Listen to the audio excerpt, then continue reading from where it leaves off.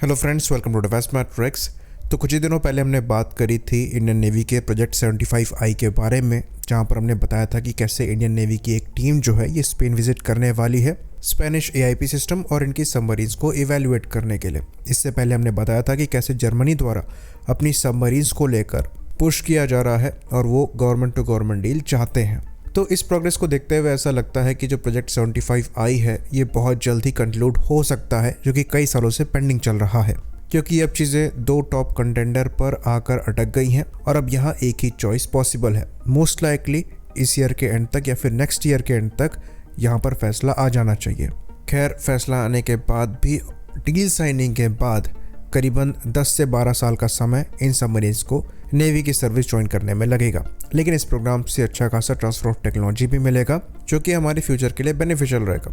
कुछ TOT हमें scorpion के प्रोग्राम से भी मिला था, जो कि ओरिजिनल प्रोजेक्ट 75 था, और कुछ एक्सपीरियंस हमें शिशुमार क्लास की सबमरीन्स को बनाने में भी मिला था। अब यहाँ पर द हिंदू द्वारा रिपोर्ट किया जा रहा है कि इंडिजिनस कन्वेंशनल सबमरीन्स जो कि प्रोजेक्ट 76 के अंतर्गत बनाई जानी है, उनको लेकर भी काम चालू कर दिया गया है। अब DRDO द्वारा जो प्रीलिमिनरी स्टडी है डिज़ाइन और डेवलपमेंट की, उसको स्टार्ट किया जा रहा है, जिसके लिए डिफेंस मिनिस्ट्री द्वारा मंजूरी दे दी गई है। तो इस पूरी स्टडी में करीबन साल भर का समय लग सकता है, जिसके बाद कैबिनेट कमेटी ऑन सिक्योरिटी को प्रोजेक्ट सैंक्शन के लिए रीच आउट किया जाएगा, जिनके द्वारा फर्दर फंड्स रिलीज किए जाएंगे प्रोजेक्ट को आगे बढ़ाने के लिए। तो कहा यह जा रहा है कि ये जो प्रोग्राम होगा ये ATV प्रोजेक्ट का ही एक्सटेंशन होगा या फिर कंटिन्यूएशन होगा। अगर आपको याद हो, ये जो ATV प्रोजेक्ट है इसे एडवांस टेक्नोलॉजी वेसल कहा जाता है और इसी के अंतर्गत अरिहंत क्लास की न्यूक्लियर बैलिस्टिक मिसाइल सबमरीन्स बनाई गई हैं। यहाँ तक कि जो न्यूक्लियर पार्ट अटैक सबमरीन्स बनाई जा रही हैं प्रोजेक्ट 75 अल्फा के अंतर्गत, वो भी इसी प्रोग्राम के अंतर्गत ही बनाई जा रही हैं। और ये जो कन्वेंशनल सबमरीन्स का प्रोजेक्ट 76 है, ये भी इसी प्रोग्राम का कंटिन्यूएशन होगा। तो ये जो प्रोजेक्ट 76 के अंतर्गत सबमरीन्स बनाई जाएंगी, इनके फिलहाल नंबर्स तो नहीं बताए जा रहे हैं, पर मिनिमम 6 तो होंगे ही। साथ ही साथ यहाँ पर जो परसेंटेज ऑफ इंडिजनाइजेशन है ये भी काफ़ी ज़्यादा होगा। इसमें weapons, missiles, combat management system, sonar, communication system, electronic warfare suite के साथ साथ AIP सिस्टम भी इंडिजिनस होगा। AIP सिस्टम को हम पहले ही बना चुके हैं, जिनको स्कॉर्पियन क्लास की सबमरीन से इंटीग्रेट किया जाना है, जिसके अंतर्गत जो पहली सबमरीन है यानी कि INS कलवरी, इसमें इंटीग्रेशन 2025 से स्टार्ट होगा, जब ये सबमरीन रिफिट के लिए जाएगी और उसके 2-3 साल बाद ये वापस AIP सिस्टम के साथ सर्विस को ज्वाइन करेगी। तो ये जो प्रोग्राम है ये DRDO द्वारा आगे बढ़ाया जा रहा है, इसमें नेवल ग्रुप का भी पार्टिसिपेशन है। तो ये चीज़ भी हम जानते हैं कि नेवल ग्रुप से फर्दर स्कॉर्पियन क्लास की सबमरीन्स ऑर्डर करी जा रही हैं 3 के नंबर में, जो कि एडवांस स्कॉर्पियन क्लास की सबमरीन्स होगी। वहाँ भी कुछ टेक्नोलॉजी हमें मिलेगी। बाकी सबमरीन्स को बनाने के लिए जो इंफ्रास्ट्रक्चर है वो हम पहले ही डेवलप कर चुके हैं। इवन प्रोजेक्ट 75 को एग्जीक्यूट करने के बाद जो इकोसिस्टम है वो भी हमारे पास पहले से अवेलेबल है।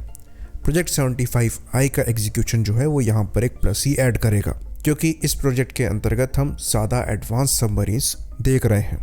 तो जो प्रोजेक्ट 75I होगा ये आखिरी इम्पोर्ट होगा सबमरीन्स के मामले में, और उसके बाद जितने भी सबमरीन्स इंडियन नेवी द्वारा इंडक्ट करी जाएंगी सारी की सारी इंडिजिनस होंगी, चाहे कन्वेंशनल सबमरीन हो, न्यूक्लियर बैलिस्टिक सबमरीन्स हो या फिर न्यूक्लियर अटैक सबमरीन्स हो।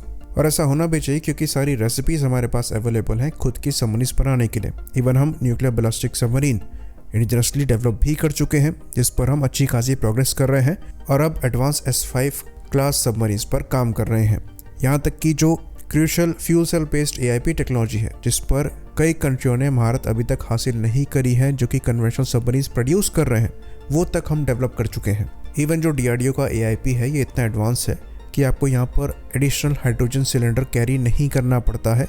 ये फॉस्फेरिक एसिड बेस्ड है, जो कि खुद हाइड्रोजन को जनरेट कर सकता है। तो DRDO के AIP सिस्टम में हर फ्यूल सेल करीबन 13.5 किलोवाट पावर को प्रोड्यूस करने में सक्षम है, जिसको बढ़ाने पर काम किया जा रहा है और करीबन 15.5 किलोवाट करने की कोशिश करी जा रही है। फ्यूचर में इसको बढ़ाकर 20 किलोवाट करने की कोशिश करी जाएगी, जो कि मोस्ट लाइकली प्रोजेक्ट 76 सबमरीन्स में लगेंगे।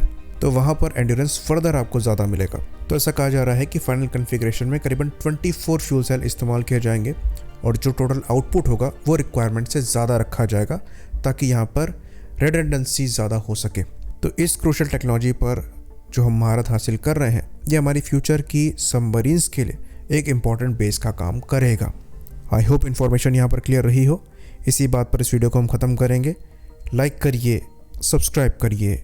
जय हिंद।